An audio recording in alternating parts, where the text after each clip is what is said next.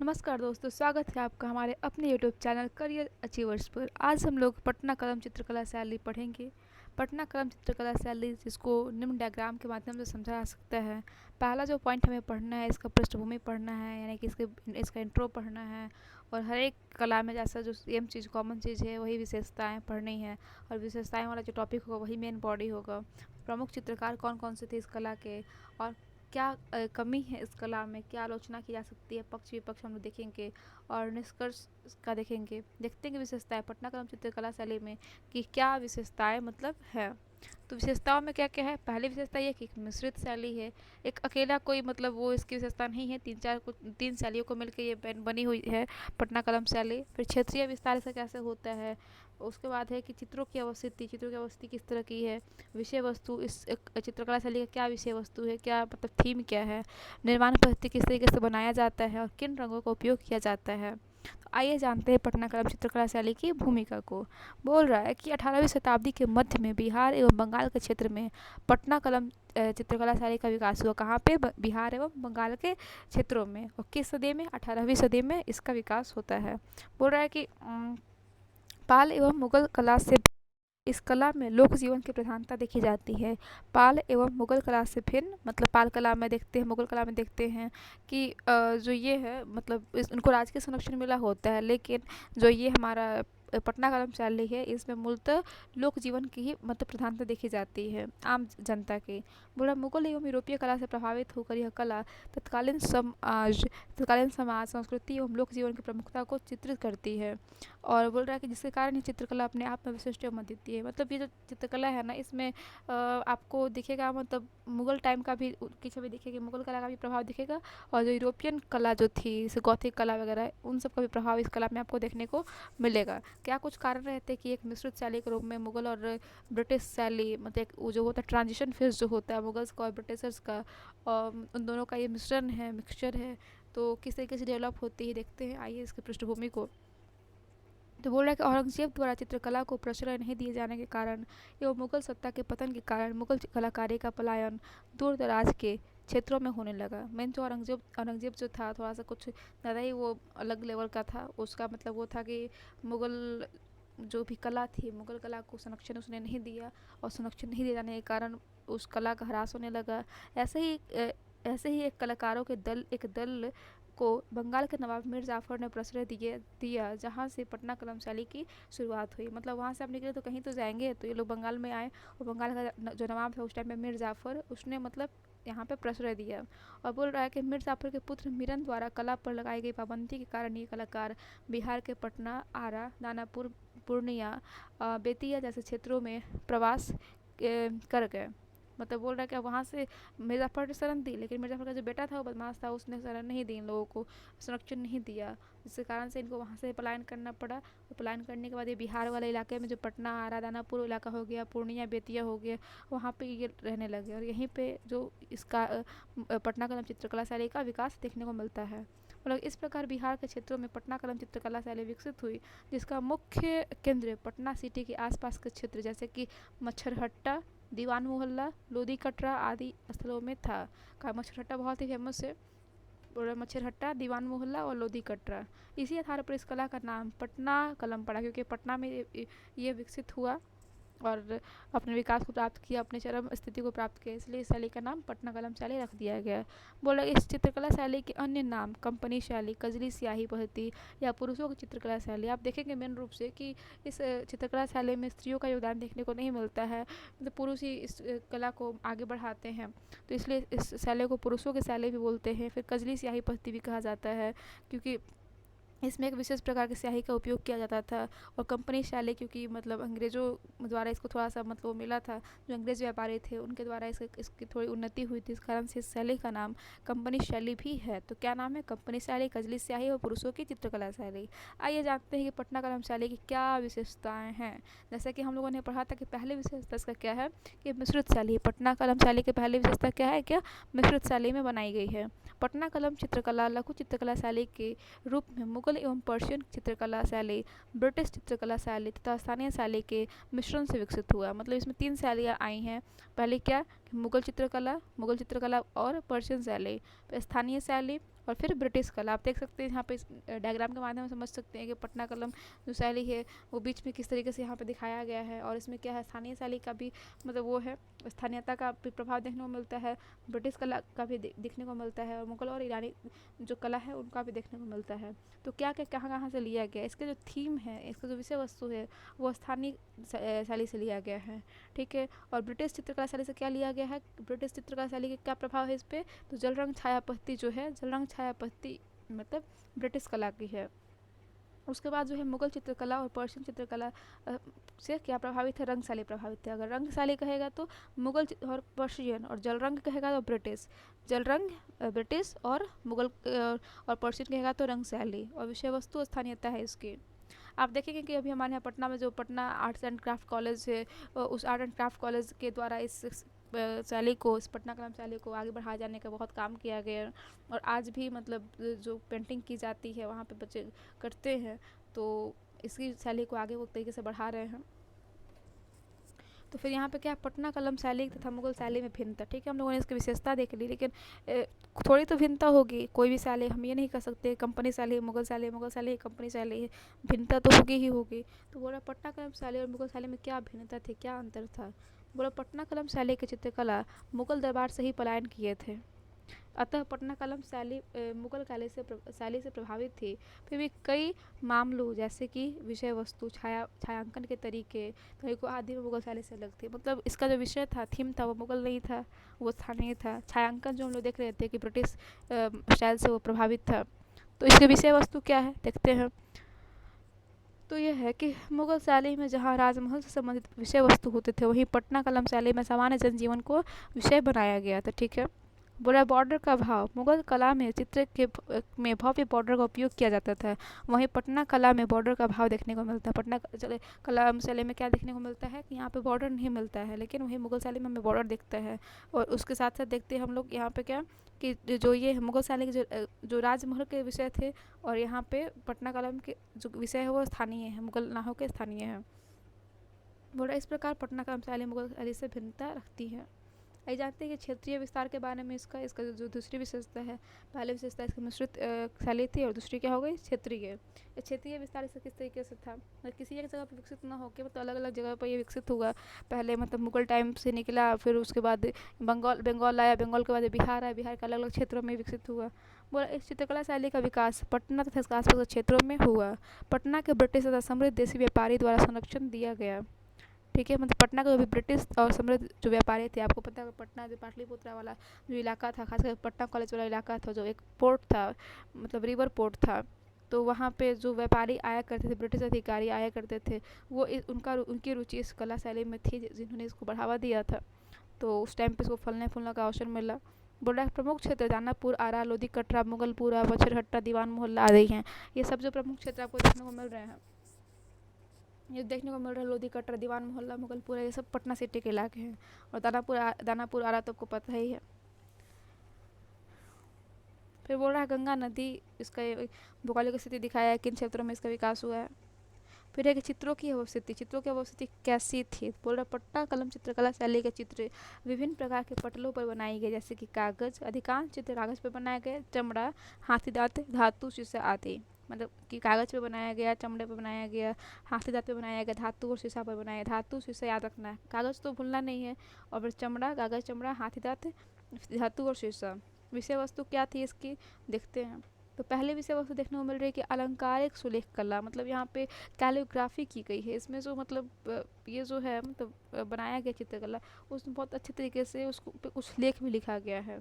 दूसरी बात कि पर्व, त्योहार, उत्सवों का चित्रण, उदाहरण मुस्लिम निकाह, होली, दिवाली आदि का चित्र, मतलब इसमें हिंदू मुस्लिम एकता देखने को मिलती है। इससे ये भी पता चलता है इस चित्रकला शैली में जो चित्रकार होंगे वो हिंदू भी रहे होंगे, मुस्लिम भी रहे होंगे, इसलिए दोनों ही मतलब जो पर्व त्योहार के जो स्थानीय पर्व त्योहार है उनकी झलक इस चित्रकला शैली में देखने को मिलती है। फिर उसके बाद है कि पशु पक्षियों का चित्र, शरीर विज्ञान का स्पष्ट ज्ञान, ठीक है, शारीरिक अनुपात के अनुसार चित्रण कि कौन सा पशु पक्षी कितना, कौन छोटा है कौन बड़ा है, उसके अकॉर्डिंग मतलब दिखाया गया है। फिर उसके बाद है कि वस्तु चित्र, दृश्य चित्र और स्थापत्य चित्र। स्थापत्य मतलब वही वन का मतलब जो निर्माण है, ये सब चीज़ें। उसके बाद है मानव चित्रण, मुखमंडल का कलात्मक चित्रण किया गया, जिसमें भारी भाव है, मतलब मानव चित्रण भी किया गया है, मतलब इसमें आईब्रो मतलब काफ़ी भारी भारी आईब्रोज बनाई गई। फिर नुकीली नाक, पतला चेहरा, बड़ी तथा गहरी मूछें, गहरी आंखें, जो एक होता है ना कि एक सुंदर व्यक्ति की मतलब आदर्श सीमा होती है कि ये सब चीज़ें, तो हर एक मतलब आदर्श को उस चीज़ में दिखाया गया है कि इसमें पटना कलम शैली में, जैसे कि भारी हौवें हो, नुकीली नाक हो, पतला चेहरा हो और बड़ी तथा गहरी मूछें और गहरी आंखें। बोला आम जनजीवन की घटना है। इसमें क्या देखने को मिलता है, तो देखते मिलता है स्थानीयता देखने को मिलती है। जो मछली बेचती महिलाएं दिखती हैं, खेत जोतता किसान दिखता है, लोहार, बढ़ई, सुनार आदि यहाँ पे देखने को मिलता है। मतलब दो चीज़ तो यहीं से मिल गया कि स्थानीय जनजीवन जैसे पर्व त्योहार मिल गया, और एक तो ये हो गया कि काम करते हुए जो लोग हैं बढ़ई सुनार अपना अपना पैसा मतलब ये करते हुए एंजॉय करते हुए दिख रहे हैं। फिर यहाँ पर देख रहे हैं अलंकारिक सुलेख कला है। फिर हम लोग देख रहे हैं कि यहाँ पे मानव चित्रण कैसे किया गया है, पशु पक्षियों का भी चित्र है यहाँ पे। कि इसमें है कि चित्र निर्माण पद्धति, कि इसका जो चित्र निर्माण पद्धति क्या मेथड क्या, किस तरीके से चित्र बनाया जाता है, किस बनाया जाता है। अभी हम लोगों ने ऊपर देखा था कागज़ पे, चमड़े पे, हाथी दांत पे, हम धातु पे, उस हिसाब से बनाया जाता था। अभी और भी आगे हम लोग देखेंगे, पढ़ रहे हैं कि बोल रहा है चित्र निर्माण में कजली स्याही पद्धति का प्रयोग, जिसमें पेंसिल से रूपरेखा नहीं बनाई जाती थी बल्कि ब्रश की सहायता से सीधे चित्रण किया जाता था। मतलब पेंसिल से मतलब होता है ना कि वो बॉर्डरिंग करना और पहले से जो चीज़ें बनाई जाती हैं कलर करने के पहले, मतलब उसको पेंसिल से ना बना करके ये लोग ब्रश से बनाते थे। और इस चित्रकला में बॉर्डर, पृष्ठभूमि और अग्रभूमि का कम प्रयोग पटना कलम की महत्वपूर्ण विशेषता है, जिसके कारण चित्रों की विषय वस्तु ज़्यादा महत्वपूर्ण हो गई तथा यह कम खर्चीला हो गया। मतलब इसमें बॉर्डर का भाव देखने को मिलता है, इसका जो बैकग्राउंड होता है पीछे का बैकग्राउंड भी नहीं होता है, और अग्रभूमि का कम प्रयोग इसको देखने को मिलता है। और इसके कारण अब कम चीज़ें वो होंगी तो मतलब पैसा भी तो कम लगेगा। बोला इस शैली में ब्रिटिश जल रंग पद्धति का उपयोग हुआ है, ब्रिटिश जल रंग पद्धति का इसमें यूज किया गया है। और उसके बाद है कि रंग तथा ब्रश का उपयोग, कलाकार स्वयं रंगों का निर्माण प्राकृतिक रंगों, खनिज, फल फूल, हल्दी आदि से करते थे। साथ ही वह बकरी, सूअर, भैंस और गिलहरी के पूंछ से ब्रश का निर्माण करते थे। मतलब पहले तो वो पेंसिल से नहीं बनाते थे, ब्रश से बनाते थे। और ब्रश भी किस चीज़ का होता था, मतलब जो जानवरों के जो पूंछ का जो बाल होता था उस बाल से ये लोग ब्रश बनाया करते थे, जैसे कि बकरी का, सूअर का, भैंस और गिलहरी के। और इसमें रंग कैसे थे, तो प्राकृतिक रंग थे। और प्राकृतिक रंग किस चीज़ के, तो खनिज हो गया, फल हो गया, फूल हो गया, हल्दी हो गया आदि। और इस कला में गहरे भूरे, काले, पीले एवं गहरे नीले रंगों का उपयोग किया जाता था। फिर बोला प्रमुख कलाकार, इस शैली के अधिकांश चित्रकार पुरुष होते थे, अतः इसे पुरुषों की शैली भी कहा जाता है। अभी तक हम लोगों ने क्या क्या देखा इसकी विशेषता में, मिश्रित शैली हम लोगों ने देखा, मिश्रित शैली था। फिर क्षेत्रीय विस्तार किस तरीके से था। फिर उसके बाद हम लोगों ने देखा कि जो चित्रों की अवस्थिति किस तरह की थी, विषय वस्तु क्या है चित्रों का, और चित्र निर्माण पद्धति क्या है, कैसे मतलब पेंसिल से ना बना करके उस चीज़ से ब्रश किस चीज़ से बनता है और किस पद्धति का यूज़ किया जाता है। फिर उसके बाद जो इसमें रंग है, रंग किस चीज़ के बनते हैं वगैरह हम लोगों ने देखा। फिर बोल रहा कि प्रमुख कलाकार कौन हैं, तो वही प्रमुख कलाकार पुरुष ही थे। मतलब स्त्री चित्रकार यहाँ पर नहीं देखने को मिलती हैं।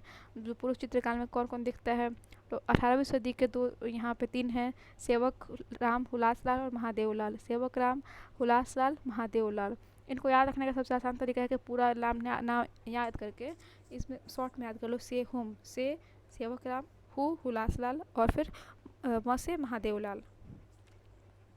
सेवक राम क्या है कि इस शैली के प्रारंभिक चित्रकार थे। हुलासलाल ये होली, दिवाली आदि हिंदू पर्व त्योहारों का उत्सवों का जीवन चित्रण इन्होंने किया है।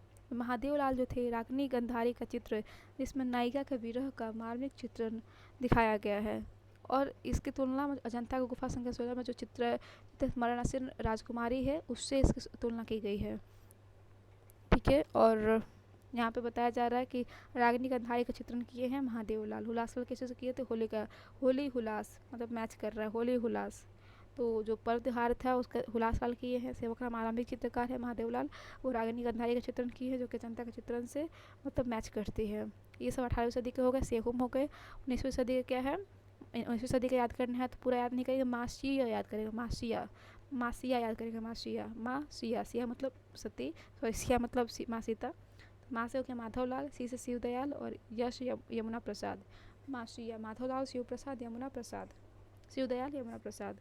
माधवलाल का काम क्या था कि बीना बजाती विरहनी नायिका का चित्रण, ये भी बीना बजाती, जैसे हमारे भगवान जो माधव है, माधव भगवान कृष्ण को बुलाते हैं, कृष्ण भगवान बांसुरी बजाते हैं, तो यहाँ पे भी बजाने किसी यंत्र का मतलब जिक्र किया गया है, वो बांसुरी नहीं है, वीणा है।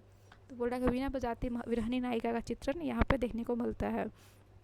क्या वीणा बजाती हुई विरहनी नायिका का चित्रण।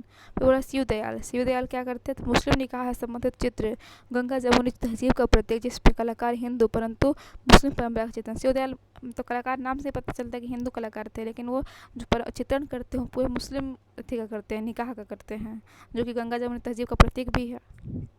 फिर है कि यमुना प्रसाद। बोल रहा है कि यमुना प्रसाद बेगमों की शराबखोरी का चित्रण, मतलब जो मुस्लिम बेगमें थी और किस तरीके से मतलब वो पिया करती थी, जो भी है मतलब मुगल काल में उनकी शराबखोरी होती थी, तो उस चीज़ को यमुना प्रसाद दिखाने की कोशिश करते हैं। याद रखने का आसान तरीका है, माधवलाल जो थे, माधव यानी कि भगवान कृष्ण, कृष्ण बांसुरी बजाते थे, लेकिन माधवलाल वीणा बजाते हुए रहने की चित्र दिखाते हैं। शिवदयाल, नाम ही शिव है, शिव किसी में भेदभाव नहीं करते, सबको साथ लेकर चलते हैं, यानी गंगा जमुनी एकता देखने को मिलती है, यानी कि जो वहाँ पर जो मुस्लिम निकाह देख के का चित्रण इनके चित्रों में देखने को मिलता है।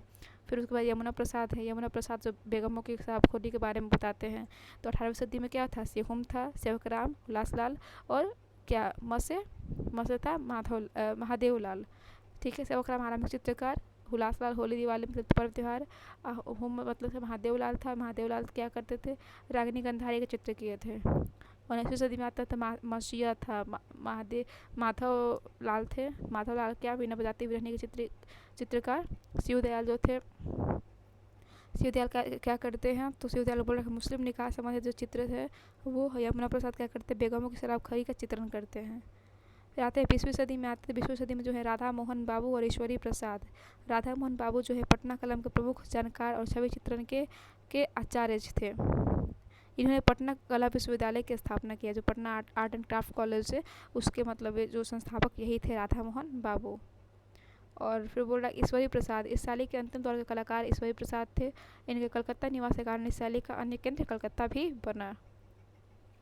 आइए जानते हैं फिर बोला कि आलोचनात्मक परीक्षण, मतलब अगर पटना कलम का आलोचनात्मक परीक्षण किया करना हो तो क्या पक्ष में चीज़ें जाएंगे, क्या विपक्ष में जाएंगे, देखते हैं। तो बोल रहा है कि पहली बार आम जीवन से जुड़े क्रियाकलापों, लोक पर्व तथा उत्सवों का चित्रण किया गया। मतलब अभी तक ऐसा हो रहा था कि राजकीय कला शैली के चित्रों का ही कोई विषय बनाया जा रहा था, लेकिन पहली बार जो पटना कलम शैली है जिसने अपनी स्थानीयता को बनाया, और ये भी शायद राजकीय ही बनी रहती, अगर औरंगजेब ने इस शैली को मतलब वो न किया होता तो भी अभी राजकीय ही बनी होती। बोला इस शैली के विशिष्ट निर्माण पद्धति कजली स्याही तथा चित्रों की वसती ने चित्रकला को आम लोगों तथा विदेशों में का लोहा मनवाया। मतलब कजली स्याही यूज की जाती थी, पद्धति यूज की जाती थी, और जल रंग पद्धति जो यूज की जाती थी, जो ब्रिटिशर्स से वो ली गई थी, इसका मेन अट्रैक्शन पॉइंट है, अट्रैक्टिव पॉइंट है। फिर बोल रहा है कि बिना राज के संरक्षण के इस कला ने भारतीय कला जगत में अपनी विशिष्ट पहचान बनाई। मतलब एक तरफ जहाँ देखते हैं पाल कला है, मौर्य कला है, मधुबनी आर्ट है, मतलब पेंटिंग, ये सब क्या कर रहे हैं, इन लोगों को आज के संरक्षण मिल रहा है, लेकिन वही दूसरी तरफ देख रहे हैं कि जो पटना कलम चित्रकला है इसको कोई संरक्षण नहीं मिल रहा है। अपने बलबूते पे, आम मतलब चित्रकारी के बलबूते पे ये विदेशों में अपनी पहचान बनाई है। फिर आते हैं विपक्ष में तर्क।